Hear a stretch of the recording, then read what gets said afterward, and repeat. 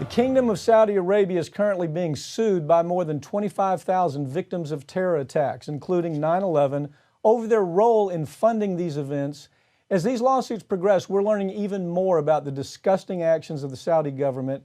I have Farron Cousin from Trial Lawyer Magazine to talk about this. Farron, again, we've done this story more times than I can count.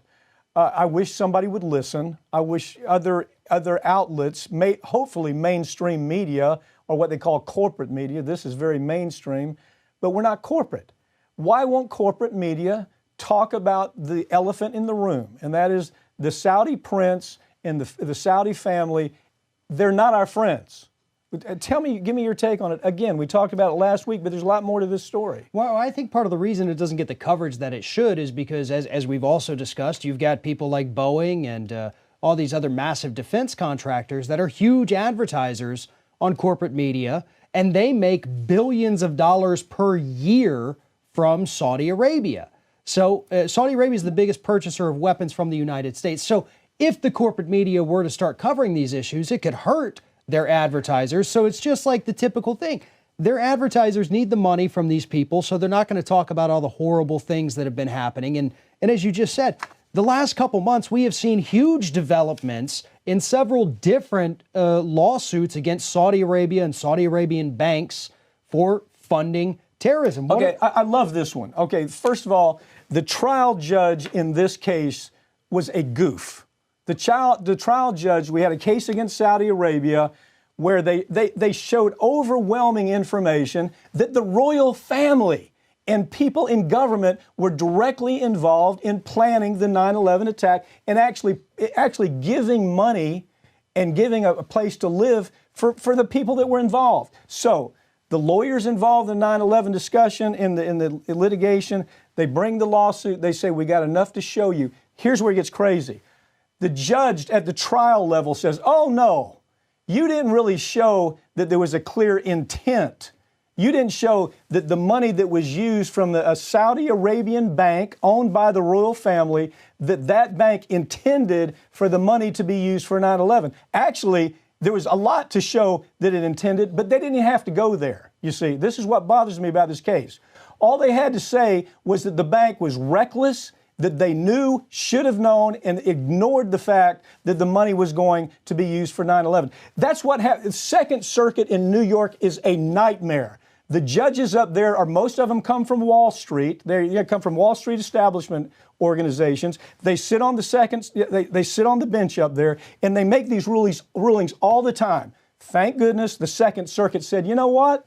I think there is enough intent. Take it from there. Well, and the lawyers in the case specifically said, listen, we have laid it out. We have mapped it out. We have traced this money from the terrorist attack back to the Saudi royal family. We have made those connections. We have connected the banks. We have tied the exact money into these attacks.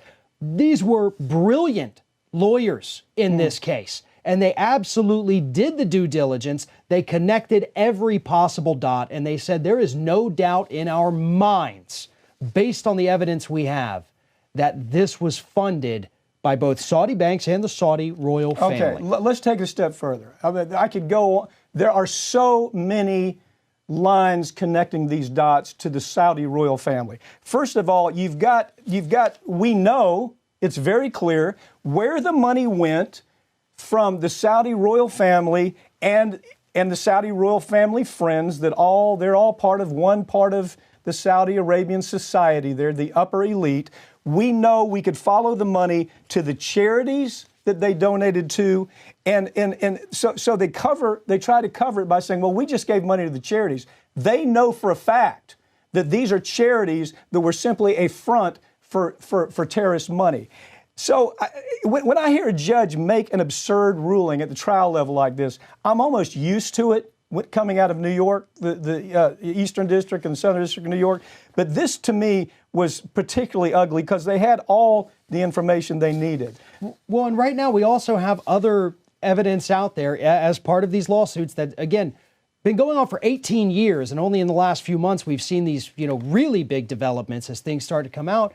They have traced this money from the Saudi royal family to the Taliban. They've traced it to Al-Qaeda. They have traced it to ISIS. every major terrorist group on this planet, they're finding out that, oh my God, Saudi Arabia, we're able to trace money from them back to these groups, back and forth all the time. It's worse than that. It's worse than that.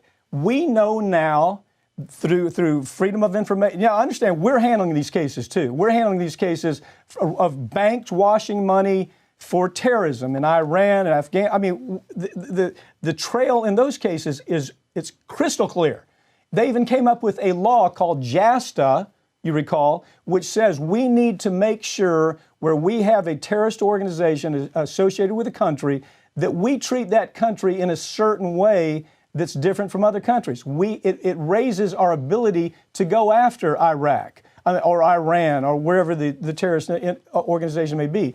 But they haven't included Saudi Arabia here, and we know that 15 out of the 19 people that murdered 3,000 Americans were all Saudi, and we know this now, don't we? We now know that they've actually traced the money in the whole distribution process to a Saudi official who is connected to the royal family. Right. And part of the reason why we're not willing as a country to go ahead and list Saudi Arabia as a state sponsor of terrorism, which they very clearly are based on the evidence, is again because they purchase more weapons from the United States than anyone else on this planet. That we're talking hundreds of billions of dollars.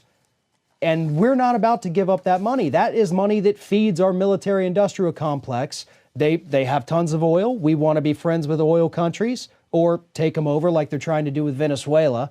So they're not going to do it. They're not going to touch Saudi Arabia. And we've seen it happen through Republican and Democrat administrations. No difference in policy towards this country, even though we found out in the leaked Podesta emails, they're sitting there talking about how horrible this is, and they knew and they were funding it and didn't do anything. I understand. Now let's round up on that again. Let's round up on that again. Before we go pointing fingers at one administration and ignoring the others, Podesta had all of this information that came from Hillary Clinton. Yeah. That is where the information came from. Those emails are available. We know the emails are available. You can go online and see them. But we know that Hillary Clinton said, hey, we think they're part of a terrorist organization. We did nothing. Right. The media did nothing because of what you say. The arms industry is making so much money selling weapons to the damn Saudis, and then the Saudis take that money, they take the weapons, and they give it to ISIS, and they give it to terrorist organizations. We know that. We have that information. But nevertheless, we have these presidents walking around hand in hand with these thugs, these royal family thugs that would blow us off the face of the map if they could. And if we don't handle this as a realism, we're getting deeper and deeper into this problem. Well, the thing is, that's why these lawsuits, I mean, honest to God, these trial lawyers out here, that's the last line. That's it. That's all we have left because the government won't do anything. Bernie Sanders is actually the only person I have heard so far say, we've got to rethink this relationship because these people are clearly not our friends. We have seen the human rights abuses that they do to their own people. We see what they're doing in Yemen. We see what they're doing all over the globe. This isn't right. Aren't you disappointed we're not hearing that from Joe Biden or Warren? I'm not surprised. Because Biden is part of that whole gaggle that have ignored it for the last, God knows how many years, 8 years at least.